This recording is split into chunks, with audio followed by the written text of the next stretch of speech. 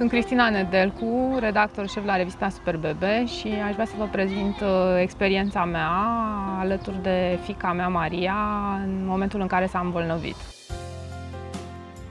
În urmă cu 3 ani, în preajma sărbătorilor de Crăciun, a făcut febră, în jur de 39. Am crezut că este o răceală banală pentru că am fost la plimbare, am fost și la schi și ne-am gândit că este din cauza temperaturilor foarte scăzute.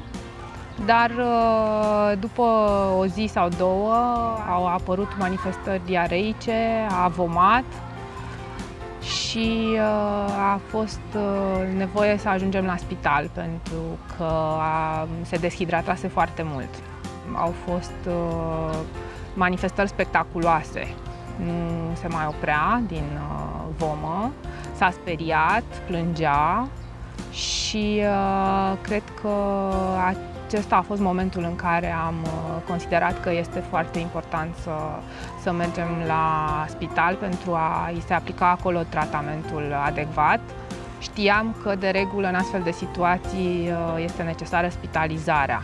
Evident, ea fiind prezentă în colectivități și intrând în contact cu foarte multe persoane, era și o perioadă în care se manifestau foarte des astfel de cazuri.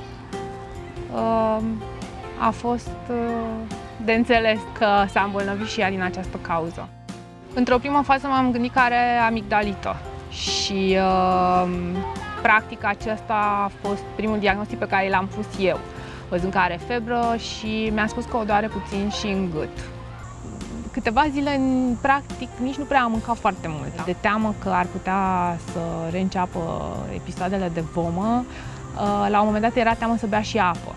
Ei nu i s-a făcut testul, deci mie mi-a zis că este suspectă de rotavirus. Am fost practic la pragul dintre spital și casă. Am reușit să ajungem exact la debutul bolii, din câte am înțeles. I s-a făcut un tratament de rehidratare, acela a fost neplăcut și s-au mai administrat medicamente care să-i stopeze stările de vomă. Cred că mămicile din România sunt dornice să aibă cât mai multe informații și cât mai multe date despre afecțiunile cu care se pot confrunta, să aibă curajul să pună întrebări, să le pună în așa fel încât să se simtă în siguranță. Medicii din experiența mea sunt extraordinari și mai ales când este vorba de copii, eu pot spune că am interacționat cu specialiști de foarte mare valoare.